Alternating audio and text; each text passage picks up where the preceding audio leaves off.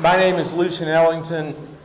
I'm an education professor at UTC, and I direct the Center for Reflective Citizenship, which is an organization that is dedicated to civic and history education through liberal education.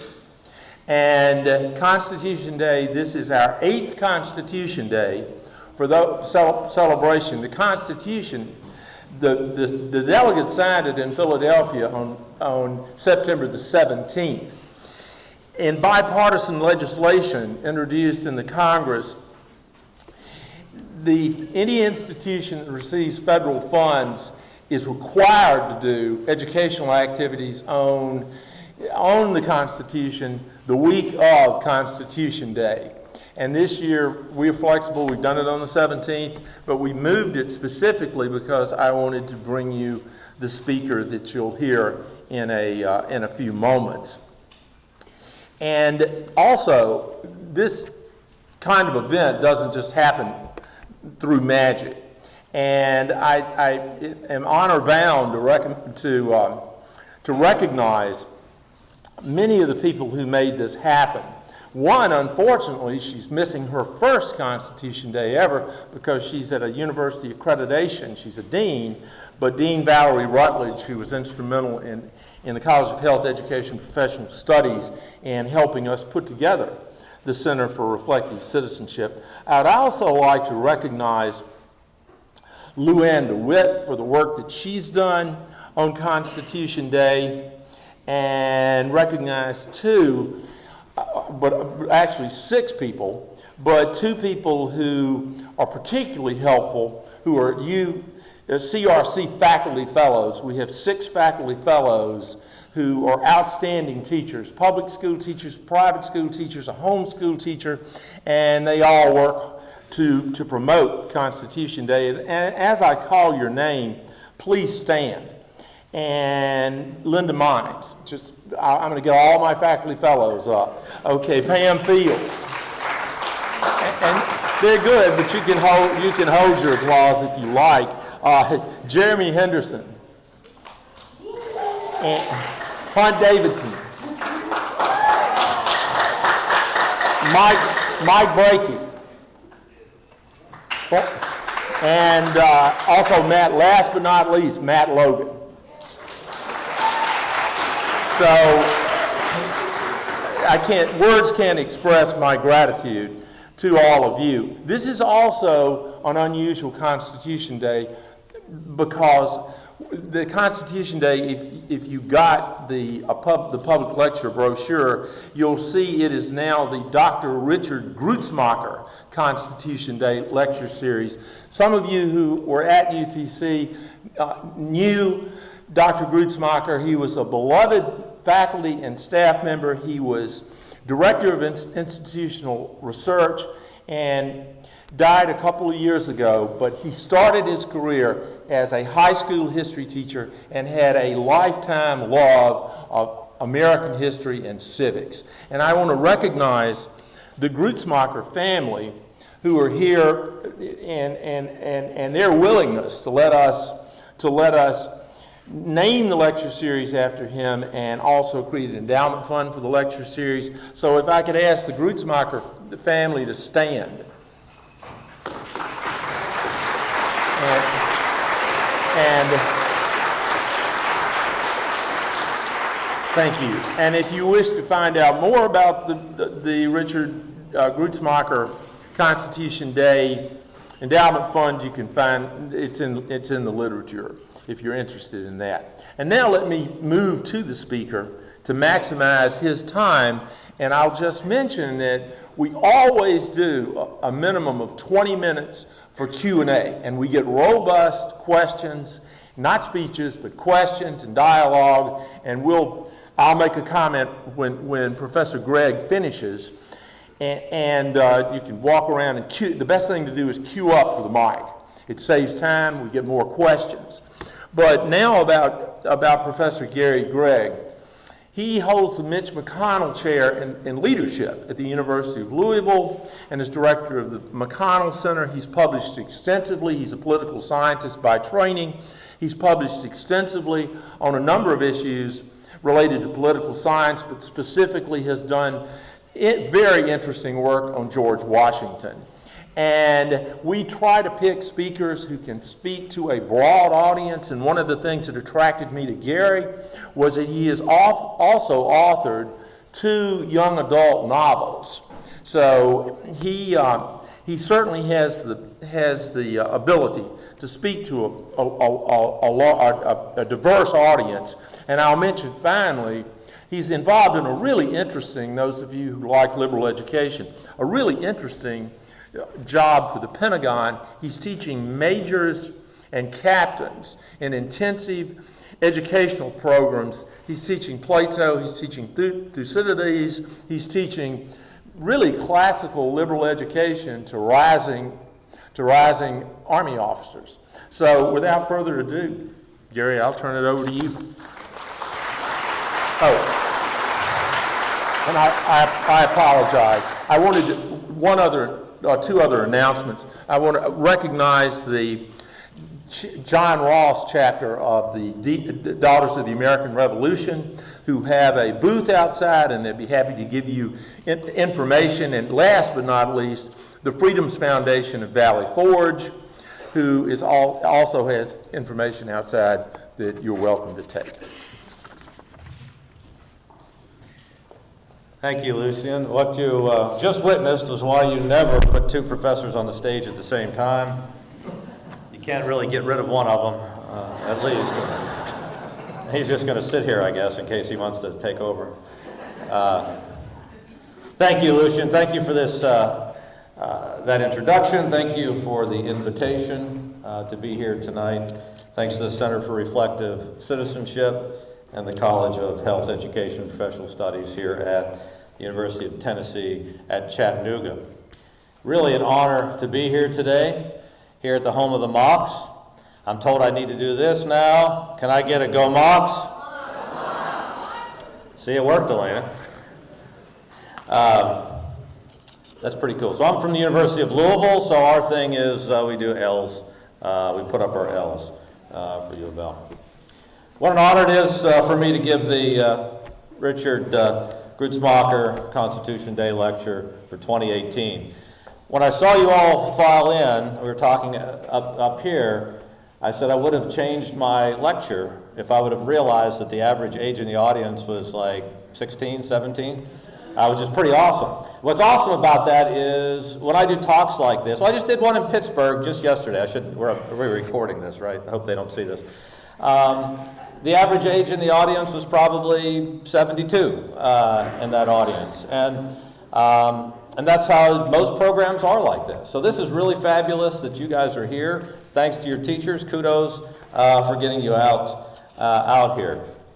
So your job, some young, in fact, I have a gift for some young person in the audience that asks me to talk about in Q&A about young George Washington, because that's what I would have given you a lecture on if I realized that. So now you're going to be bored out of your mind listening to what I have to say now. I hope not. I do have a lot to say, and so I'm going to get to it. And if you'll pardon me, I'm going to stick pretty close to my script because I've got some important things I want to talk about tonight, and I think are particularly important in 2018.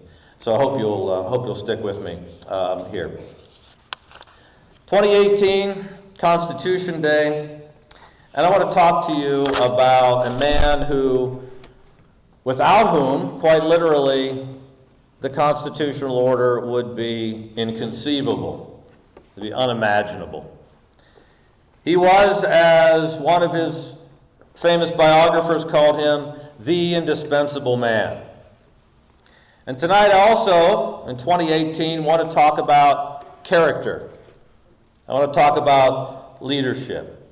And I wish to put before your mind's eye tonight, a man who was beloved by his fellow mortals and was risen to near sainthood by some of his most ardent enemies. I wish to have you believe that in 2018, despite all that we see around us, all the turmoil, all of the divisiveness, all of sometimes the disgusting nature of our political discourse, that it has not always been this way. And I wish, at the end, that you can believe that it doesn't have to be this way. Tonight, in our age of political division and partisanship, I want to talk about statesmanship. In an age of division, I want to talk about a man who strove mightily to be above the divisions of his society and to bring his people together. In an age of stream of consciousness tweets and Facebook posts and Instagram photos, I want to talk about a man who kept his counsel and spoke only when he thought he could make a constructive difference.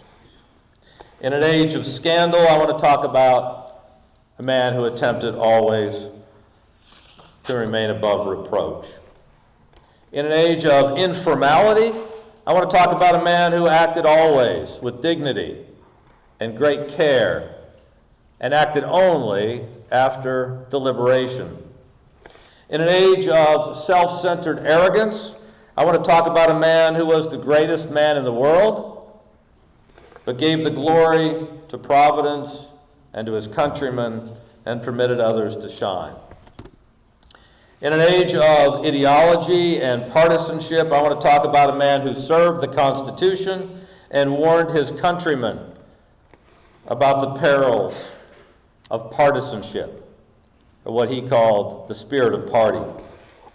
In an age of celebrity, I want to introduce you to actual greatness.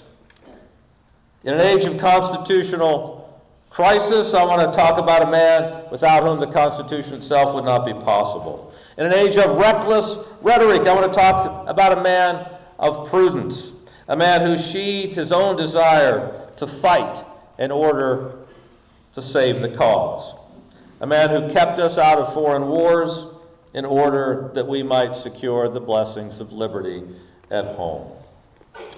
In an age where nearly everyone seems to end their careers in scandal and slink off into oblivion, I want to talk about a man who understood the importance of endings, who always made endings matter. And I hope my ending tonight will matter in some way to you and your life. You see, George Washington never simply left his station and moved on, but always sought to use his exits as moments of service and statesmanship. His farewells to his army and his resignation speech at Annapolis are great examples of that. The most famous is his farewell address that he delivered as he prepared the nation for his leaving of the presidency after his second term. And we're going to come back to that in a little while. But before we dive into those farewells and those texts, I want to take a minute. Let me take a minute to talk particularly to the young people in the audience tonight. If you don't pay, I know you have notebooks there, which your teacher's very good, because obviously they're forcing you to have some kind of report or something, which is awesome. Thank you, teachers. If you get nothing else out of this, and I hope you get a lot out of this tonight, but if you get nothing else out of this, I hope you'll learn a lesson that I think is so vital. And I thought about when I was putting this together, and that's the basic premise I wanted to have. It's a simple two phrases. Write these two words down. Endings matter. Endings matter. It matters how you leave a place. It matters how you leave a relationship. It matters how you leave a job. We've all been told from a young age, first impressions are what count, right? And that's partly true. Your parents didn't completely lie to you. That is true. First impressions do count. But last impressions are what actually last. Last impressions are what actually last. And at this point, I have some examples of divorcees and things being angry, and I'm going to skip those now, and we'll give you some others instead. But how many of us remember politicians that end their careers in scandals? How many remember the good things that they did before that? How many of us remember the police officer who did good work, but then ended their career in some kind of abusive power scandal. How many of us remember, imagine a conversation with a boss who says, hey, Jim was a great employee, right? Let's remember great things he did for the company. Let's just ignore that he embezzled, he's now in jail, right? We'll ignore that. That's great stuff. How you leave a place is what people will remember. And it may be the only thing they remember. That's a leadership lesson, I think, that is very clear in the life of George Washington. And so I hope you remember it today. How many are seniors in high school here? You're preparing to leave your high school. I will guarantee you nobody's going to remember 5 or 6 years from now what you did as a freshman if you did great things. They're going to remember, if you're a jackwagon, your senior year. Don't be a jackwagon. What's Washington have to do with this? I think quite a lot, actually. Washington, you see, made leaving and moving on quite an art. We've all heard of servant leaders. It's kind of a phrase that's kicked around a lot in the last 20 or so years, servant leadership. I want to call Washington tonight a steward leader. A steward leader. For he always took on positions knowing that he was in the service of a greater cause than himself, and that he had a responsibility to take care of the place while he occupied it and ensure it was provided for appropriately when he left.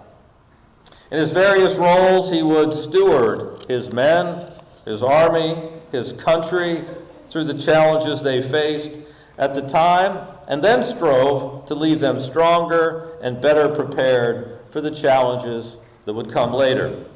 He was a steward leader, realizing any position he held temporarily to steward and then pass on to someone else. And part of that stewardship would be his farewells. The words he spoke, the actions he took, the dignified strength that he portrayed to educate, inspire, and strengthen those to come. What gave Washington this understanding of the importance of exits and farewells? Well, I know Washington was an avid theater goer throughout his life, and he conceived of life itself as a grand stage upon which we act. His letters and his speeches are full of references to the theater and to stagecraft. He understood himself to be playing a part before a wider public, both at home and abroad, at his time and in the future. He realized that, like attending a play, others paid attention to his words and his deeds. He conceived of leadership, at least in part, as playing a role, and was determined to play his role right, including being ever mindful about how he left the stage and what the audience would think when he did. He didn't always get his farewells right. As a young man in the wilderness of Pennsylvania, guess I will talk a little bit about that. He bragged, he was selfish, he made selfish demands of his superiors. He was an arrogant redhead, which all of us redheads are arrogant and prideful and anger-filled people. At least I was when I once a redhead. As a young man in the wilderness of western Pennsylvania, he oversaw a massacre. He oversaw the assassination of a fellow officer, and he started a world war. His arrogance led him to the defeat at a place called Fort Necessity, and he left his first military position in humiliation. But one of the great life lessons of George Washington, young people pay attention here. One of the great lessons of the life of George Washington is that he was not perfect. He made mistakes. But in the end, he learned from those mistakes. He checked the worst instincts of his character, and those experiences that he had prepared him for greatness. And so about 20 years after his first humiliating military experiences, he was ready to take command, to defeat the greatest empire in the world, to father a country, and to change the world with his farewells that I'm going to talk about tonight. Let's begin with his most famous farewell, the farewell address that he gave when he resigned the presidency. In case you don't know, I should say, because I know the way I just phrased that sounds like he gave a speech. When he says farewell address, none of these were speeches, they were written documents printed in newspapers for the American people to read. The farewell address is read every year on the floor of the United States Senate. The Senate picks a senator to read the farewell address. You should all read it. We did a study of it today in a seminar here on campus, and it was a really terrific conversation, I think. We all know of his resignation after 2 terms and his heading home to Mount Vernon, which established a precedent so deep in the American political experience that it lasted until 1940, after which then we codified it in our fundamental law. His humility tamed his power. His precedents tamed the power of the ambitious that would come after him. What we don't remember is what he actually attempted, a farewell after his first term. He even had a draft of a farewell address prepared at that time. He was tired, he had served his time, and he was ready to retire. He had established the government and survived a term as its president, with his valued reputation still intact. But James Madison and others prevailed upon him that the nation would not survive without him at the helm.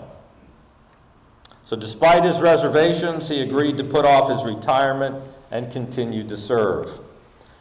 Washington also knew when duty called him not to leave the stage, not to bid his farewell.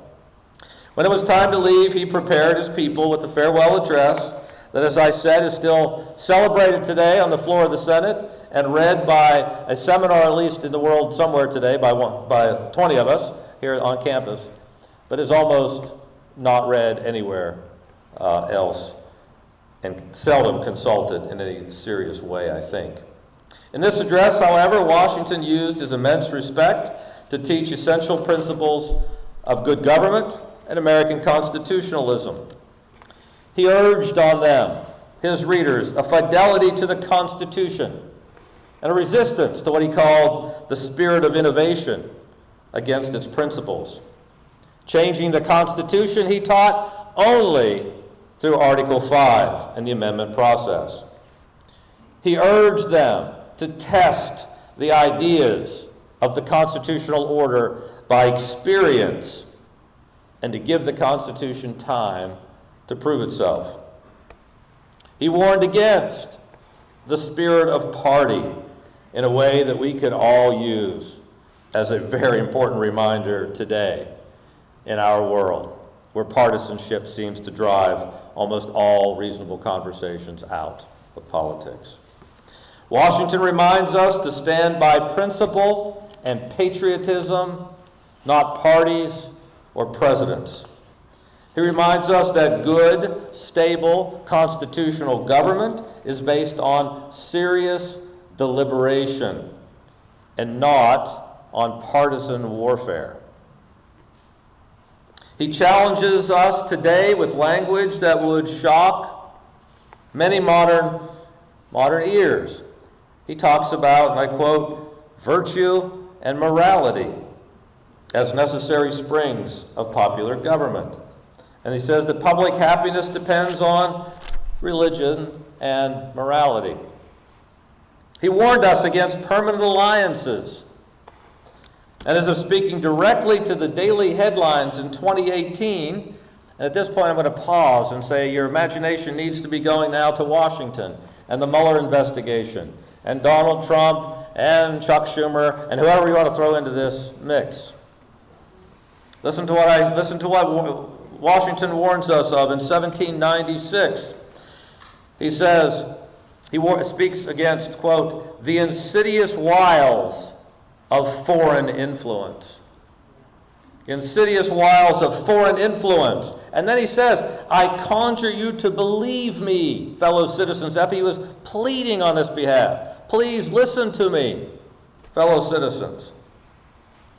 He says, the jealousy of a free people ought to be constantly awake, since history and experience prove that foreign influence is one of the most baneful foes of Republican government.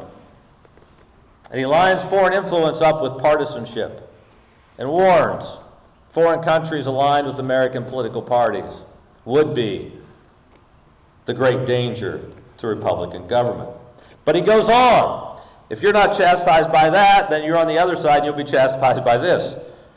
He says, but that jealousy, to be useful, must be impartial. To be useful must be impartial. Else it becomes the instrument of the very influence to be avoided instead of a defense against it. How America in 2018 could benefit from many of the lessons Washington sought to teach his generation and the posterity that would follow as he exited the presidency and returned to private life on his farm. But everything he did as president was based on what he accomplished and what he learned as commander-in-chief of the Continental Army.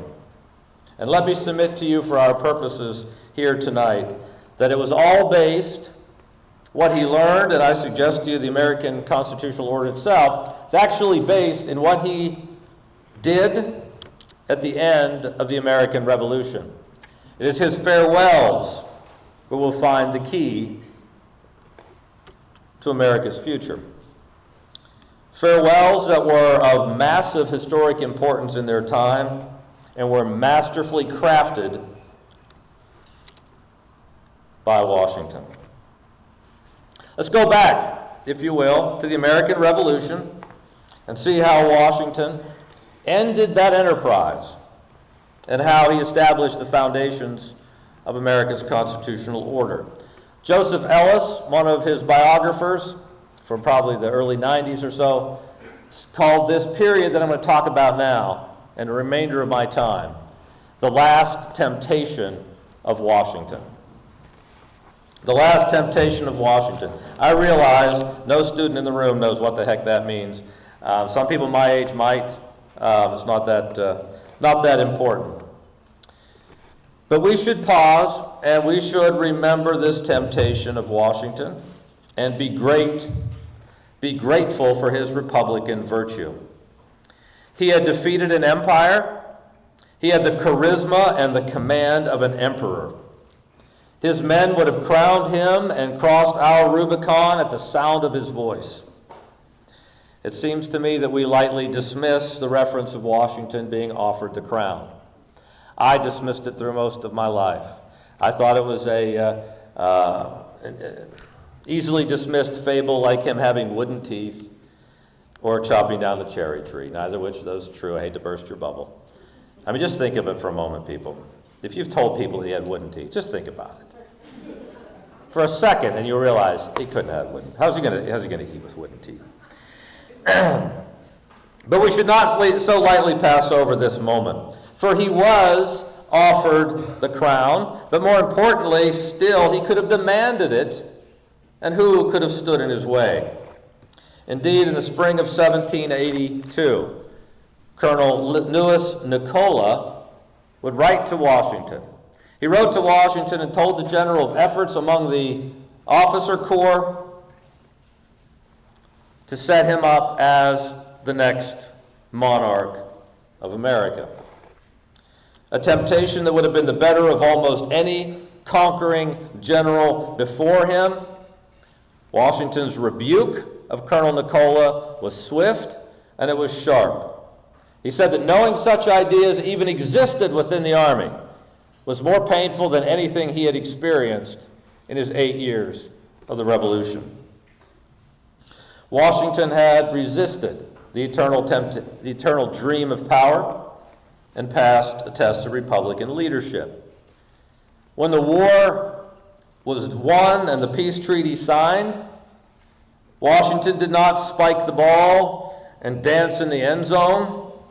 Instead, he took up the task of ending the revolution well, and specifically in teaching Republican virtue and the necessities of creating a stronger, more balanced central government to his soldiers and his fellow citizens. This is a period of Washington service that almost no one pays attention to, and I think is pretty fascinating and very important. 4 years before the Constitutional Convention, it was Washington himself calling for just such a meeting to revise the Articles of Confederation. He was not a passive latecomer to the movement toward a new constitution, as almost universally he is described in textbooks. I can talk about his lessons and what he tried to do there. I'm going to skip through that, though, for now. If you're interested, we'll talk about it in Q&A. But I want to talk about what happened on December the 23rd, 1783. December the 23rd, 1783. His capstone moment for the American Revolution. It is a moment that changed history, and that we, if we were worthy, frankly, of Washington, if we were grateful at all, we would remember today, and we would celebrate. This is the day the conquering general, the man who defeated an empire, laid down his sword. He gave over his commission. And in his words, he demonstrated humility, thanking Providence for victory and independence. He doesn't brag. He doesn't call out his own exploits. He doesn't proclaim his own greatness. He asks God to look after his country and its leadership and says, having finished the work assigned me, I retire from the great theater of action. And then he uses his actions, what we can think of as symbolic leadership, to sink this precedent that he was setting deep into the republic to come. He made it clear that no man, not even a man as great as himself, was above the elected officials in a republican form of government. As Washington prepared to leave the room in Annapolis, he made a stately bow to Congress. Congress, in turn, tipped their hats to Washington, but did not bow. That's something that would mean nothing to us today, but it meant everything at the time. I'm going to call him the greatest man in the world because that's what, supposedly at least, King George III called him for this act. This was the greatest man in the world. Let's call him that for a moment. Bowing to the superiority of a bunch of politicos who were incompetent throughout the war. But he was helping establish a republican form of government. The symbolic actions were essential. His actions that day shook the world. We take them for granted. Some of you may not even know it happened. Some of you do. Some of you have never thought about it. But I will tell you, in the 1780s, it absolutely shook the world. King George III is said to have told Benjamin West, the artist, that if he did it, because King George III didn't believe he would do it, but if he would do it, then he would be the greatest man in the world. The painter Jonathan Trumbull was in London at the time, and when word reached London of what Washington had done, Trumbull captured it this way. I quote from Jonathan Trumbull. "'Tis a conduct so novel, so inconceivable, to a people who, far from giving up powers they possess, are willing to convulse the empire to acquire more. In this moment, Washington became America's Cincinnatus. The man so virtuous, so patriotic, that he defeated his country's enemy, and instead of taking power, and instead of taking wealth, he gave up his sword, and he gave up his army, and he went home to his farm. And if that, what I've told you so far, is not good enough, the farewells, good enough to demonstrate the greatness of Washington and his farewells and their importance, I want to go back one last story, one last moment. I want to go back a little further, still at the end of the American Revolution, to a moment where I'm going to argue now the American Republic was saved and American history changed dramatically. For before he resigns his commission, which is absolutely momentous and earth-shaking, he does something maybe even more extraordinary and much more challenging. I want to argue that he saved the Republic, as I just said.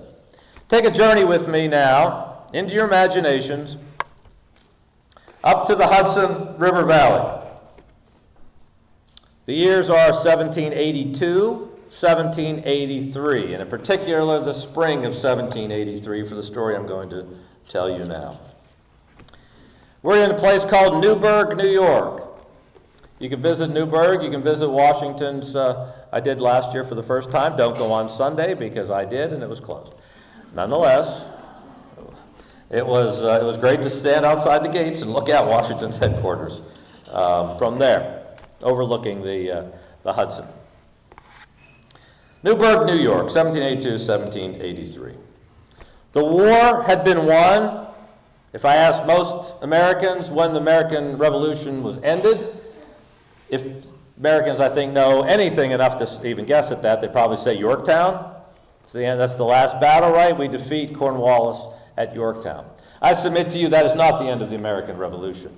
That is when we defeat the army on the battlefield. But there is no peace treaty for months and months and months. The Redcoats don't just disappear from the North American continent. The Redcoats are here. They are stationed in numerous places across North America, including a massive grouping of them, battalions of them, in New York City.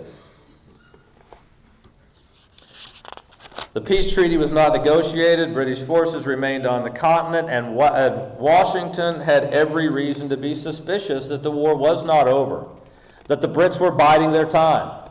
Washington said this, and I quote, "The king will push the war as long as that nation will find men and money admits not a doubt in my mind."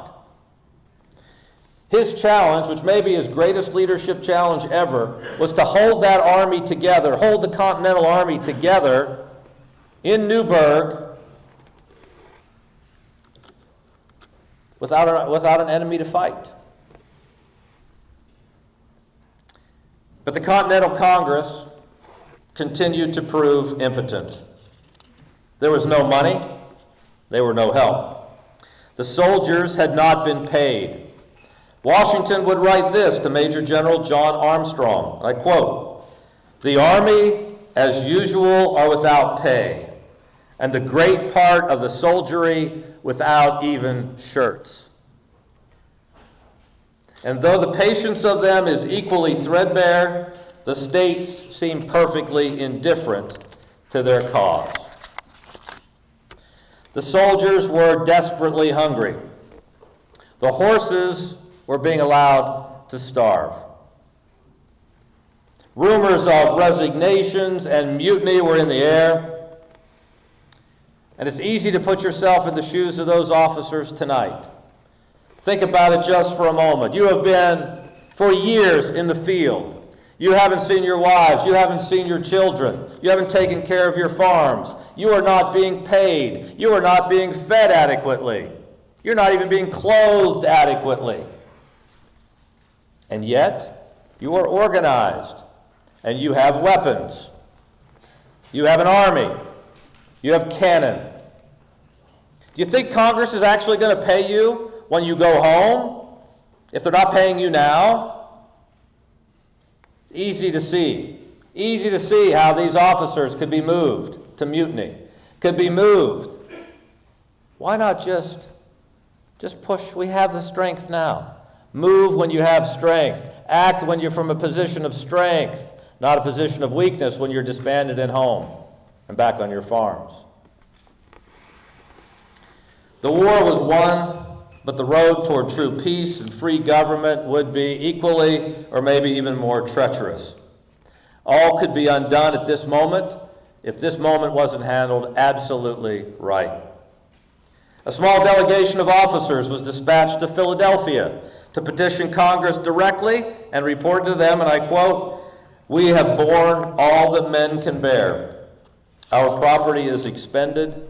Our private resources are at an end." I have to be very delicate with what I say now because I know we're in Hamilton County, right?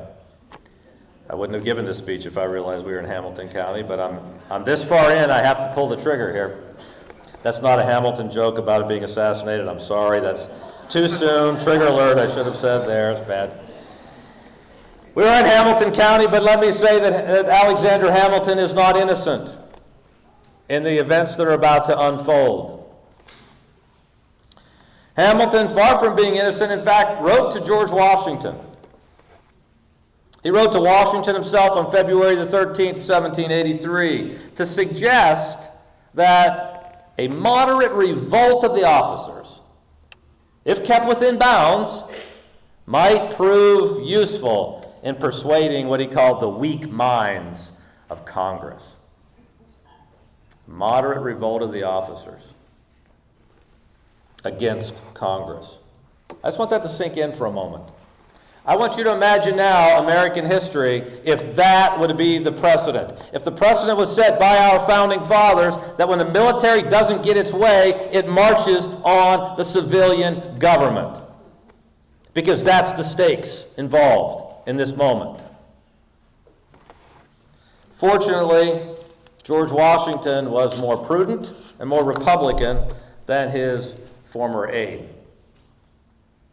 And Hamilton was not alone in this. Hamilton was only one of the mouthpieces that was willing to speak up to Washington about this because they had such a great relationship. Washington knew well the depths of the discontent, but would have none of such a scheme to force the hand of the civilian government. He replied despairingly to Hamilton of what he called the forebodings of evil within the camp, which he felt, quote, may be productive of events that are more to be deprecated than prevented. But then at the end of the letter he says, I am not, though, without hope. He then warned Hamilton that soldiers were not mere puppets and that the army was a dangerous instrument to play with. The crisis came to a head on March the 11th. When a conspirator circulated an anonymous pamphlet calling for a meeting of the officer corps to voice grievances and to coordinate action. Then a second anonymous note was circulated, and this one added for that the officers should suspect the man who would advise to more moderation and longer forbearance. This is a direct attack on Washington and his command. Washington was furious. Washington immediately countered the invitation to a meeting, declaring that he and he alone had the power to call a meeting of the officer corps. But then, in an incredible leadership moment, he did exactly that. He called for a meeting of the officers. And he called for it for March the 15th. If you know anything, one does at least, what happens on the Ides of March to Julius Caesar by his own men. But Washington calls for a meeting of conspirators on that very day. He immediately then wrote to Hamilton and said, "You must work, and you must work quickly to fix this in Congress, to redress the officers' complaints." And he forewarned Hamilton that a failure to take proper action now would plunge the country into a gulf of civil horror from which may be no receding. A gulf of civil horror from which there may be no receding. Now the drama unfolds on March the 15th as if it were produced for the stage, and I submit to you that it was produced for the stage on which free governments are enacted.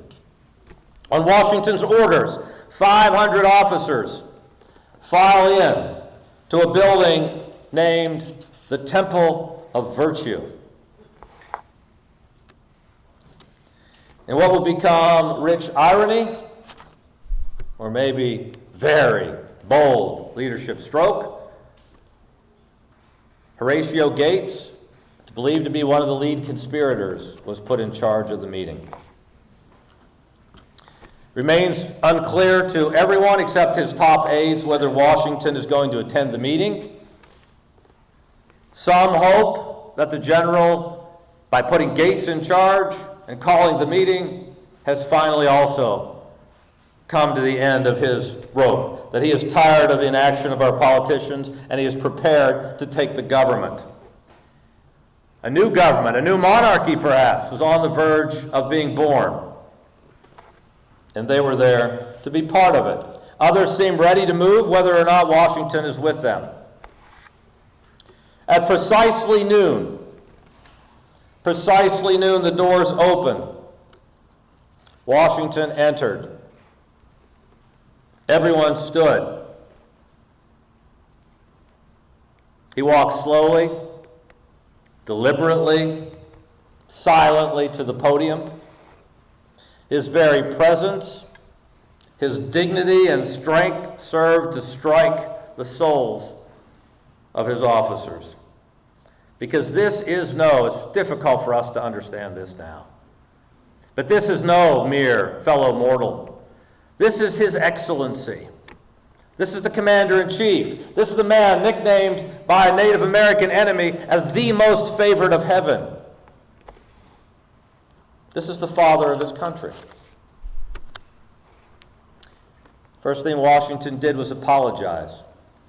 He apologized to them for showing up in person, because that's not what he does. That's not his mode of operation, to show up to a meeting like this. But he says the gravity is such that he had to show up.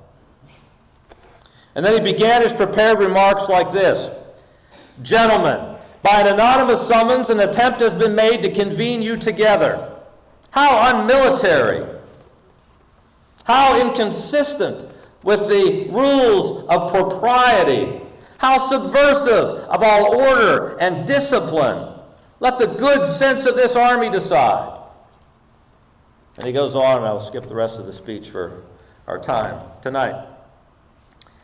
But then he ends with these stirring, though a little clunky for us today, particular words, telling them that if they, at this crucial moment, if they resist the temptation to act, if they resist the temptation to take up arms and force their will upon Congress, if they stand by their duty, their honor, and their country rather than their own pocketbooks, he says this: if they do that, he says, you will give one more distinguished proof of unexampled patriotism and patient virtue, rising superior to the pressures of the most complicated of sufferings. And you will, by the dignity of your conduct, afford occasion of posterity to say, when speaking of the glorious example you have exhibited to mankind, had this day been wanting, the world has never seen the last stage of perfection to which human nature is capable of attaining. I'm going to read that again, because I hope it shames you, because it shames me. Because he's promising these men that you will remember them. You are their posterity. Almost no one in America knows this story today. It took me until, and I've been studying Washington, it took me to figure this out probably maybe 10 years ago or so. So I was probably 20 or something, I don't know. But listen to that again. He says, posterity will say this of you. If you're those soldiers, they'll say, posterity will say this of you, that if this day had been wanting, the world had never seen the last stage of perfection to which human nature is capable of attaining. We don't remember it all. That's that important in that moment. In the case, he had not yet won the day. He also had a letter with him, a letter from a sympathetic member of Congress that promised that Congress would obey would follow in their duties to take care of the Army and thank them for the support. And he reached into his pocket and he pulled the letter out and he opened it and he started to read and he stumbled over the writing and he struggled and he paused. The tension in the room built. And then he reached into his waistcoat and he pulled out a pair of spectacles. Spectacles, glasses that were recently sent to him by a man named David Rittenhouse, who was a Philadelphia scientist. No one, I guarantee you have never seen Washington with glasses. No one had seen him ever in public wear glasses. But if that stern dressing down of his officers didn't have the effect that was intended, what happened next proved devastating to the conspirators. For Washington stood before his officers and he said, "Gentlemen,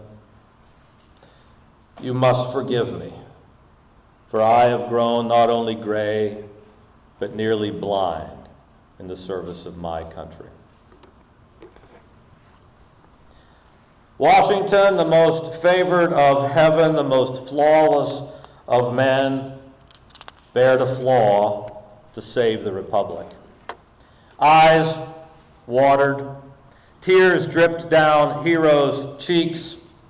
The conspiracy was an end, as his men were properly shamed before their moral superior. The plot neutralized, Washington silently walked out of the temple of virtue.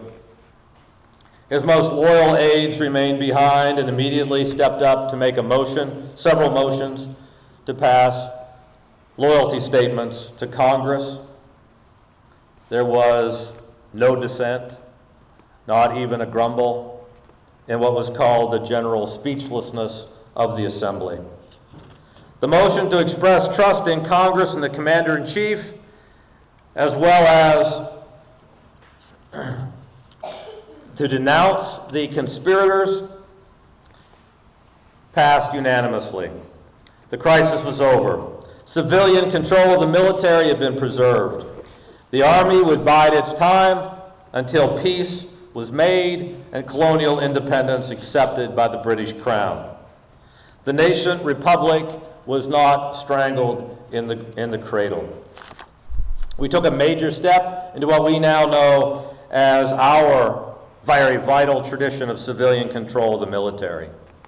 And in this ending of the war, Washington changed the world, refusing power, refusing the crown, teaching military deference to civilian authority, no matter its level of competence, voluntarily resigning his position, and retiring from public life. These acts, which seem so basic to us today, shook the world and changed history. We refer to Washington, or some of us do, his contemporaries did, as our Cincinnatus.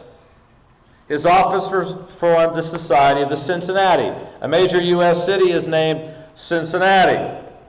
Not far from Newburgh, New York, there's a Cincinnatus, New York and Cortland County. There are Cincinnatus towns across the nation. Why? Because George Washington did in our world what almost no one has done in human history except for the great Roman general Cincinnatus, and that 2,000 years before Washington was born. He won a war, he liberated a nation, and then instead of taking power, he ended the war by going home to his farm. In so doing, he changed it all. Washington's example taught the men of the Philadelphia Convention that there was hope. There was at least one man who could be entrusted with power and who might then set the precedence for Republican government and a Republican executive unlike the world had ever seen before. They created the American presidency with its relatively vague language and entrusted him to bring it to life and to create the precedents that would last the ages. He set in motion the precedent that the military takes orders from a civilian president, no matter whether they agree with their decisions or not. He set in motion the cultural expectations that fill in the blanks of the Constitution. From his own retirement from the presidency after 2 terms, down to the general officers of our own time making a sharp salute and accepting the military decisions of presidents with which they disagree, these have worked tolerably well to give us a Republican political system resting on the eternal tension between order and liberty. So as you think about your own careers, young folks, your own projects, older folks, the leadership challenges that lie ahead of all of us, I hope you remember the lessons of proper farewells. And we'll end each phase of your life in a way that is worthy of the place you have been, worthy of your followers, and which leaves your place better than you found it.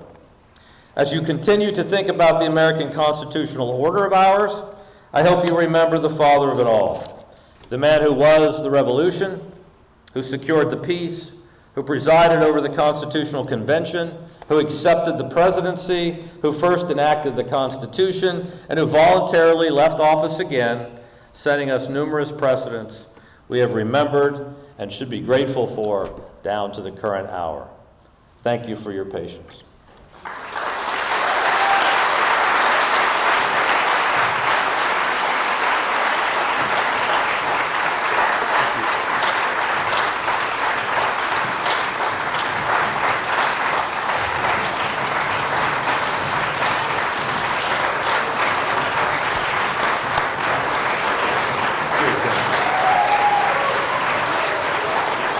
And let me remind you, those of you who have been to Constitution Day before know we have a tradition of robust questions. And what I'd like to do to maximize the time is if you have a question, and you can preface it with a statement, not a speech, but a statement. If you have a question, if you would just walk around to the back and line up at the mic. And Professor, I'll turn it back over to Professor Gregg. So, and just, if you have a question, do line up. Don't sit down. It'll save time. Let me first, before you ask the question, let me say thank you for that. I will accept that standing ovation for Washington, not for myself. Go ahead, young man. You got to put that on.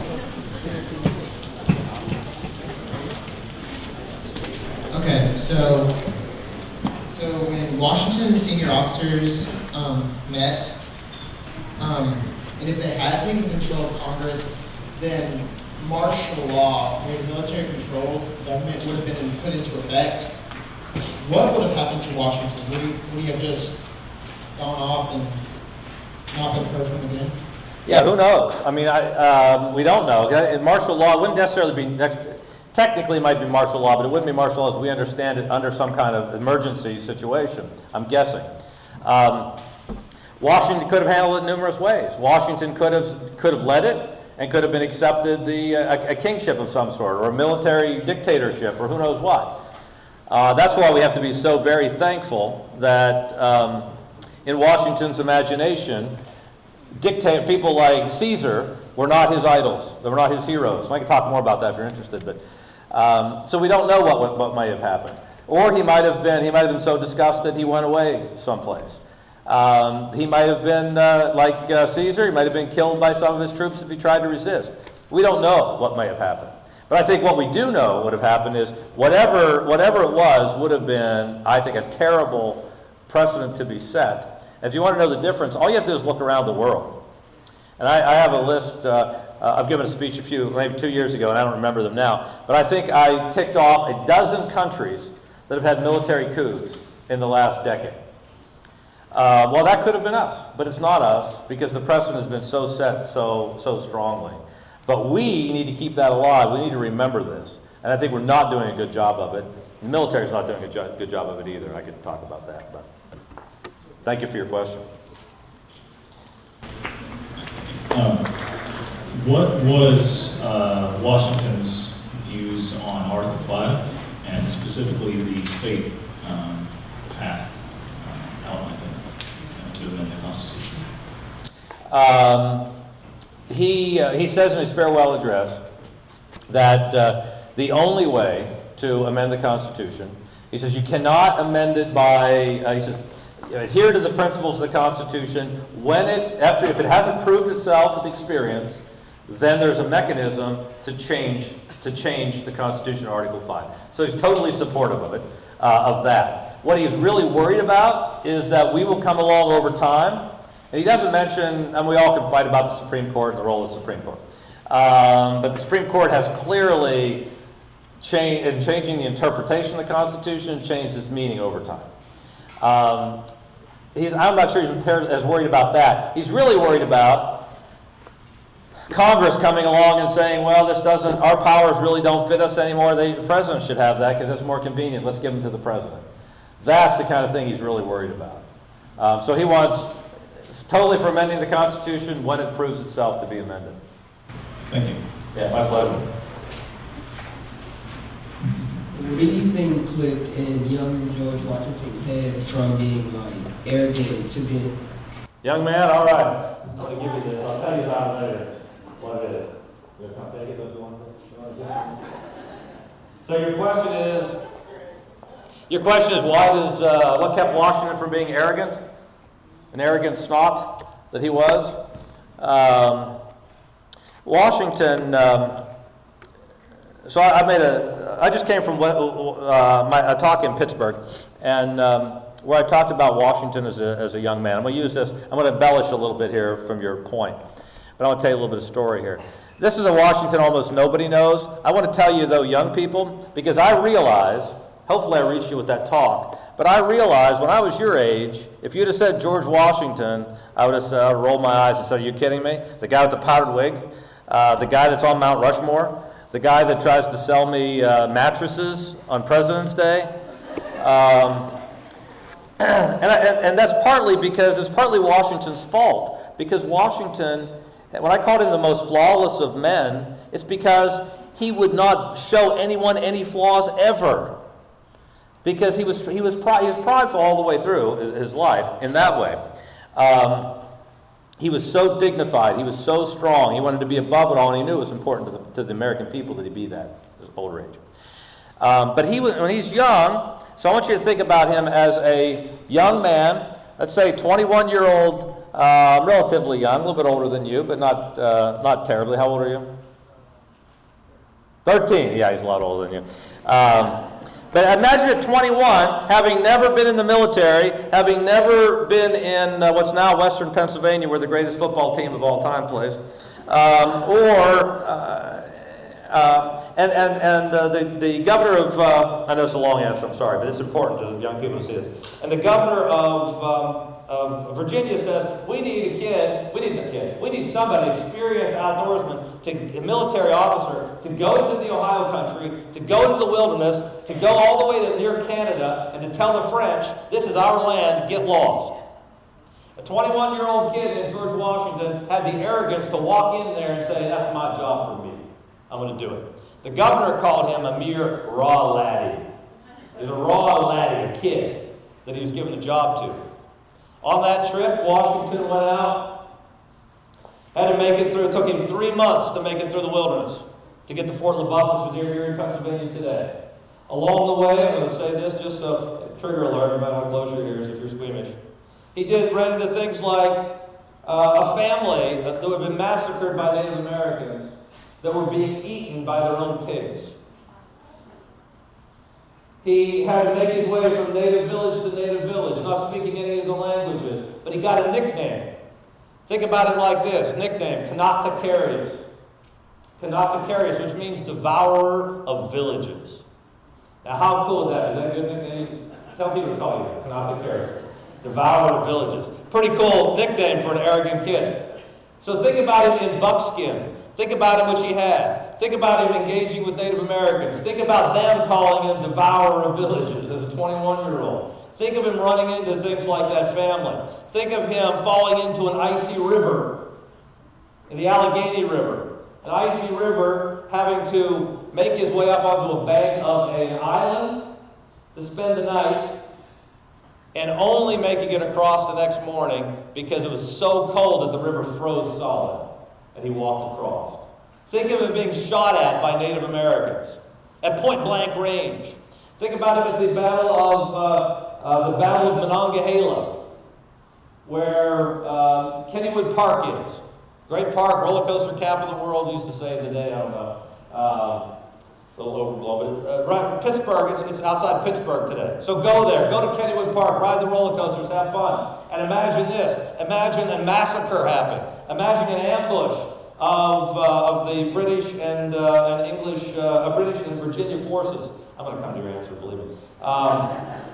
And Washington being a volunteer, his men getting shot up in a crossfire, his volunteers from Virginia. Imagine the Native American allied with the French assassinating one by one snipers, every officer in the British forces, which they did. Every one of them was dead or wounded. And yet Washington, a volunteer, jumped on a horse, rode into the middle of that melee, had 2 horses shot out from under him, ended up with 4 bullet holes in his clothes, but rallied his troops to get them out, saving hundreds and hundreds of lives, becoming known as the hero of Monongahela. And I told you earlier he was the most favored of heaven. That is a name given to him by an Indian sniper that said he took he took direct aim at Washington numerous times, and it seemed it was like heaven, the bullets just pulled away from him. So he gets this kind of reputation. Now that doesn't help you understand how he's not an arrogant SOB by the time he gets older. But he also presides over the massacre, he starts the French and Indian War, which almost nobody knows that, which has happened just a few months later. He surrenders in a humiliating defeat at Fort Necessity. He presides over Ensign Jumonville, a French officer with whom we were at war, having his head split open with an axe and his brains pulled out right next to him. He gets over all that, however, because of this. This is what I want you to remember. Young people, remember this. This is a quote from Cicero, but it was a quote that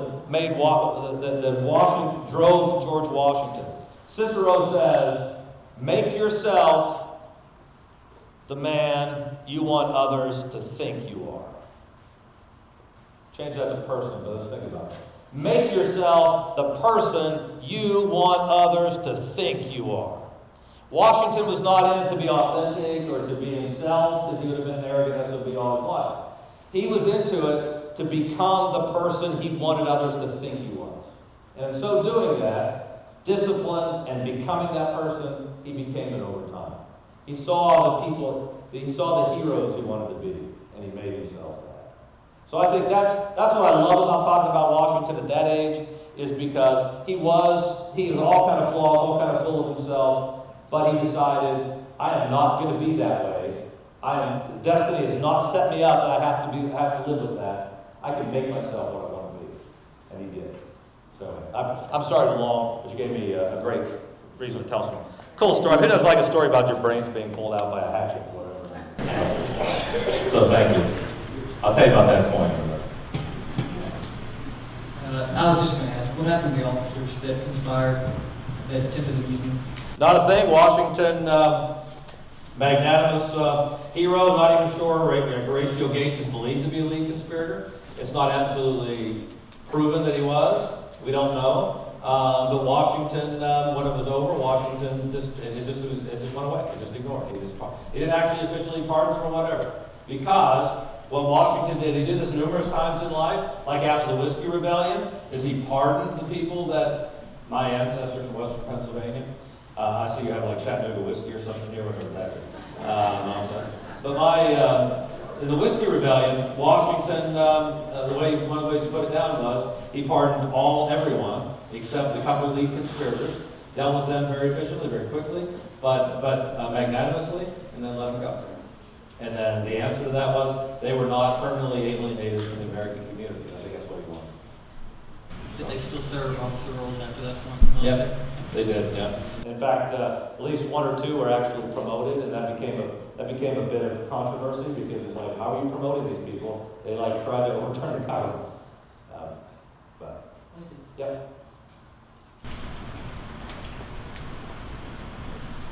What actions did Washington take to make sure that the presidency didn't become another monarchy? Well, great question. Number one, and maybe most importantly, is he resigned and went home. And he wanted to do it after his first term. So that's something like, I'm all into Washington, you can tell that.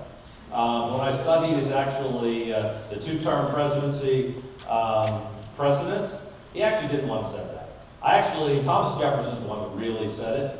But because Washington was just old and tired, and he was done. And he wanted to go home, as I told you, after the first term. But they kept him around, and they kept him around, that's not They pressured him into staying, and he stayed for another term. So when he left the second time, that really helped solidify the idea that we're not a monarchy, we're not hereditary, we move on. The other thing that's important to him is actually he had no kids. So he was non-threatening in that way. Monarchy, because he had no kids to pass it on to. So that's actually maybe one of the miracles of life, is people may have been more suspicious of it, if he would have. Beyond that, you can lay out, this is why I think Washington is, we can fight, I know there'll be Lincoln people in there going to boo me right now, I'm sorry. But Washington, I think, is the greatest president easily for this reason.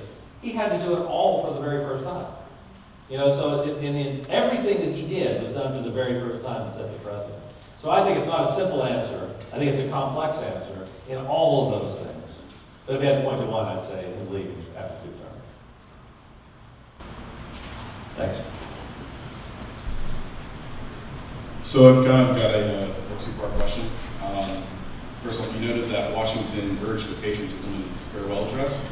So I was kind of wondering, how might Washington discern between patriotism and the dangers of nationalism in the modern era? And then the second part is, what might you say about the state of nationalism in America today? Wow. I'm not sure I have a good answer to that. I think that answer requires some thinking, and I'm not used to thinking. Nationalism and patriotism. Nationalism, I think, is not even it would be an alien concept to him, I think. So that would be the first thing I'd say, is I'm not sure how much he would make of it. I don't know, I'm gonna have to think about it. It's a great question. It's probably above my head right now at 9 o'clock at night to think through. But maybe by the end I'll have an answer for you. Washington would have won the first war, how would that affected the... Say it again, please. If Washington won the first war, then how would that affect the Republic? If he won the first war, what war would you be? The French and Indian War? During the French and Indian War, so if you go back and look at Washington, this is something that I think that I have marveled at. If I told you George Washington started the French and Indian War, how many of you would have said you understood that? 1, 2 people? 3 people maybe? Because I'm not sure I understood that at all until not very long ago, actually. When he ambushes the French at Jumonville-Glen. So the British, who he's allied with, do win the war at the end. I think the way that, but he pulled out, and so who knows, because he's out of the war for most of that after he's humiliated, becomes a volunteer on 2 different attempts to take back what we now call Pittsburgh, where the greatest football team of all time plays. But that's it. So we don't, who knows? He could have been killed. He could have, mistakes even more, ruined his reputation. All kinds of things could have happened. I think one of the things that I think is interesting, and I'm not a historian, I'm a political scientist, so historians in the room, don't call me on this.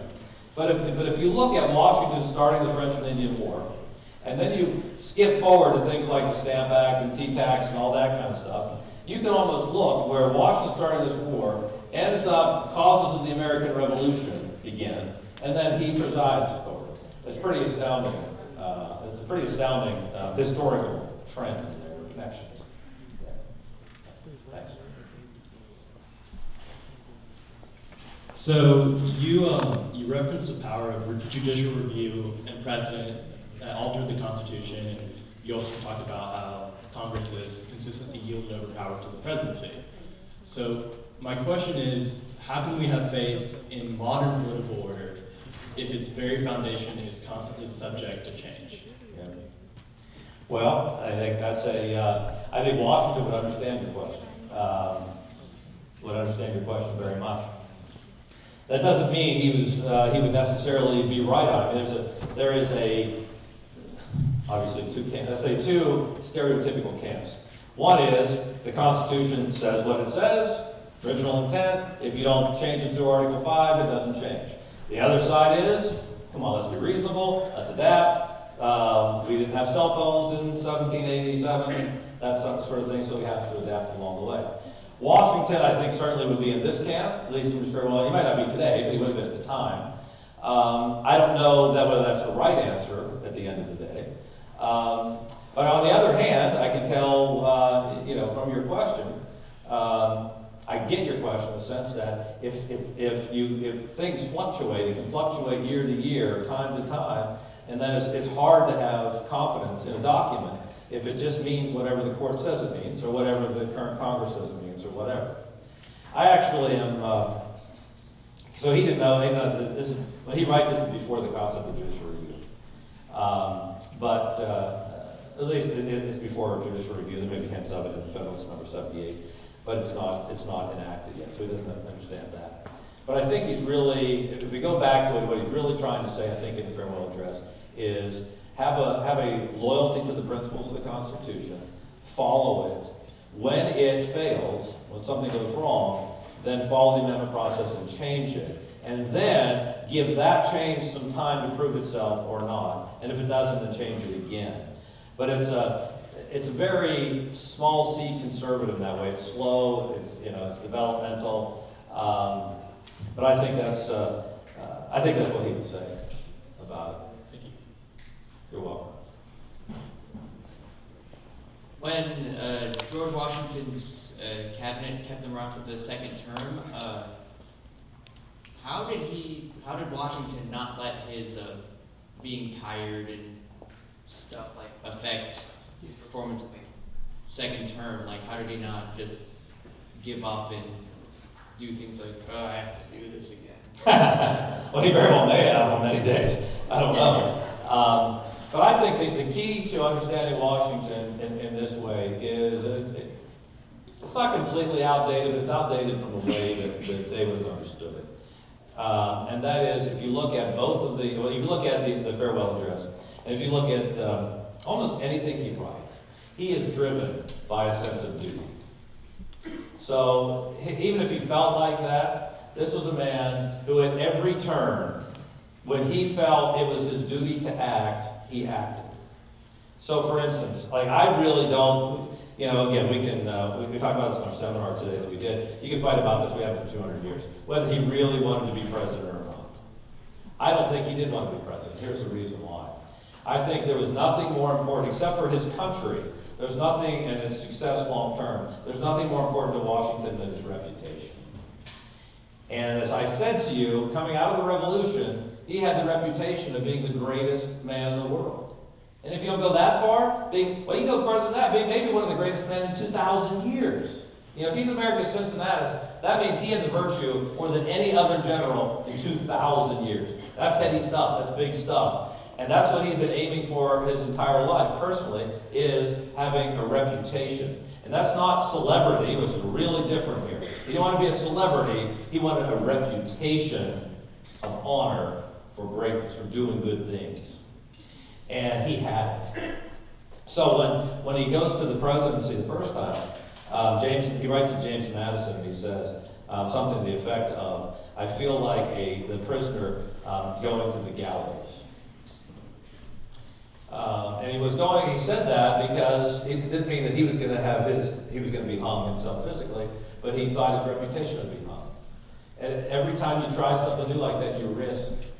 Because I said farewell. He gave his farewells. He hit at the top, and then they said, yeah, but you're not done. It's like, I tried to get out, they kept sucking me back in. And then he serves the Constitutional Convention. Risks it all. Serves as president. Risks it all. Second term. But I think it's duty that does that. That keeps him going through it. It's also not that heavy of a job compared to what we think of presidents today.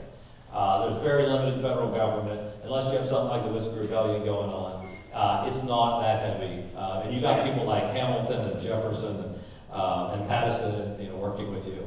Yeah, that's pretty big stuff. Thank you. I think that's right. Duty. Hello, sir. Thank you very much for your time here today. I've deeply enjoyed everything Thank you. so far. I'm hoping you can give me some insight to my question. Okay. How do you think Washington would rally the current American citizenry to fight the corruption in our political system? What tactics do you think he would use to rally the American citizens? Yeah, good question. I'm not sure he thought of in terms of tactics like that. He would be very concerned. I think he said, I don't care what side you're politically on. You can't read the farewell address and he would be very disturbed by all of America right now. Almost all of America. Me probably excepted, but because if you look, he's not a great orator. So he wouldn't go on TV and give speeches. That would not be his thing. He wouldn't go on commercials. I mean, that's just unbelievable. I think he couldn't be part of a political party and try to rally a political party because he's warning against that. That's what's going to destroy America is political parties.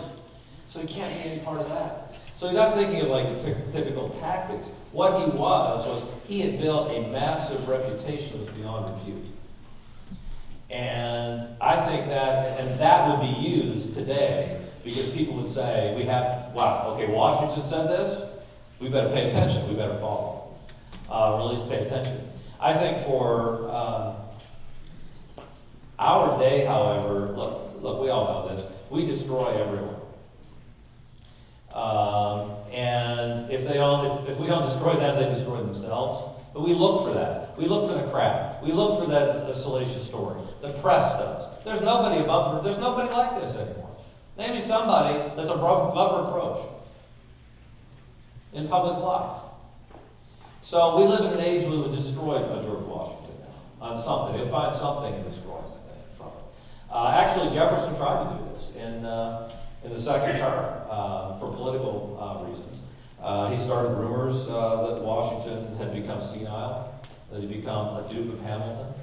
It was, for political purposes, because if you tear down Washington, you tear down his side of the aisle, which is, he tried to stay above it in the space that he was on, Hamilton and John Adams' side and all that.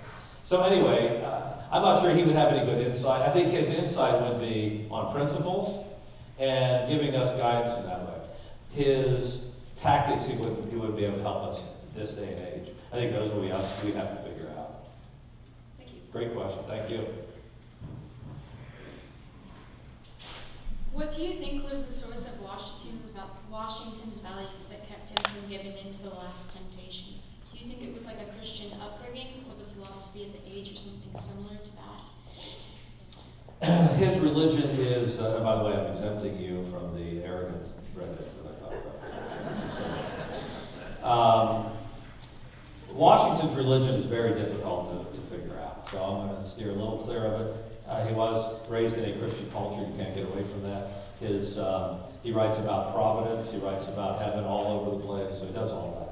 On the other hand, he did things like he never actually took communion. He would, instead of kneeling, he would stand often in church services. Just different. So I don't know about that. What I do know is I think the most fundamental influence in his life was actually a play. And it was a play called Cato, C-A-T-O. Cato, a Tragedy. It was by a British author named Joseph Addison. Yes, if some of you are writing this down, write it down, people will find it. You can find it, Google, it's free online. Cato, a Tragedy, and it's somewhat a love story, so you guys can, guy in the front with the knee brace, I think, is probably interested in love stories kind of thing, so you can read it for that. It's all right. But it's also, so Cato, so here's the quick story about Cato. Cato, I think, is his exemplar. It's the man he wants to be at the end of the day. Cato is the last Roman senator fighting Julius Caesar. And it's the end of it's the end of the Roman Republic. He is, the forces of the Republic have fled through Greece and Pharsalus, the battle, and it ends up in North Africa. It's very interesting on race, this play too. Because the hero, one of the heroes is actually a black African. And this play is written in 1713, it's Washington's favorite. Washington had it enacted in Valley Forge. Washington quoted it throughout his life from the time he's 26 to his deathbed. It's very influential. What Cato does is Cato is never bending. Cato is duty bound. Cato is strong. Cato is he is willing to fight for the future of the republic, even all the way down to the last man in Africa. And so I think Cato was his inspiration. Is he wanted to be our Cato. We call him our Cincinnatus for rightful reasons. I would call him our Cato. Is he tried to emulate Cato, and he writes about it all through his life. Here's another great quote from the play. Washington quoted it throughout all over the place. One of those chilling moments when you're doing historical research is in the play. What I'm about to say to you, which is a cool quote to live by, is said to a traitor. When I ran across the letter, George Washington writing that quote to Benedict Arnold before he became a traitor. It's like, wow, are you kidding me? Anyway, the quote is this: "'Tis not in mortals to command success, but will do more, will deserve it." Think about it. "'Tis not in mortals to command success, but will do more, will deserve it." You can't guarantee success in your life. You can't guarantee success in your high school careers, whatever the case may be. But you can do more than that. You can deserve success. I think that's what drove Washington. You're going to call time, or we're going to take these two quick ones? Why don't we do this? One last question, but what is customarily happened? If you don't have your question answered, we can, Professor Gregg will stay around for 15 minutes. I got nothing to do tonight, so I'm here. I got no friends in Chattanooga, so. Go ahead. I'm sorry, Lucian. I have Lucian and Charlotte. I have 2 friends, and Michelle. I have 3 friends. Okay, I do have things to do tonight. I'm not hanging around here. Go ahead. Okay, so my question is, how do you think specifically we can apply, I guess, his morals and his beliefs, George Washington, that is, to our current political system and our current political beliefs? Holy cow, man. I wouldn't call it a divide, but beliefs. Yeah. Wow. Yeah. How many hours we have? Sit back down, Lucian. I'm going to be here for a while. First off, we have to read them so we understand what they are, which we don't. Let me just give you one because it is, I think, so vital to today, and that is his warning in the farewell address against political parties. And it goes on paragraph after paragraph, his warning. So his warning is that it's the spirit of party that causes division in the country. It's going to separate us. It's going to split us apart. It's the party politics that will allow foreign influence, as foreigners can come in and give money to a political campaign or whatever the case may be in parties. We can stop, we can help on this front. Frankly, I think political parties, I've become more and more convinced that political parties have helped change almost everything in America, and for the worse. Right now, for sure, it's on my soapbox. We can do things by actually, like this, actually listen to people. Listen to people. Don't just dismiss them because they have an R after their name, or because they're a woman, or because they're black, or because they're white, or whatever the case may be. Listen to them. I'm sorry, I'm like preaching here. Should I preach to them? Listen to them. On Facebook, social media, give people the benefit of the doubt. Maybe they've got different ideas than you. Maybe they're not evil. You know, Washington would say that, I think. And that's a principle. And so let the two P's, and not the other two P's. The two P's, patriotism. What's the other P I said earlier? I know there's two P's in my speech. Prudence? Could be. Prudence is a good one, too. Now I can't forget what it was. But anyway, let those two P's, whatever they were. Principles. Principles and patriotism. Let those be your guide, not parties, partisanship, and presidents. Whether you love them or hate them. But that should be, I think that's the number one thing we can do to help America today, right now. Help us come together, get along, figure out how we're going to get through all our divisions. Listen to one another. I want to thank you again for coming, and thank you.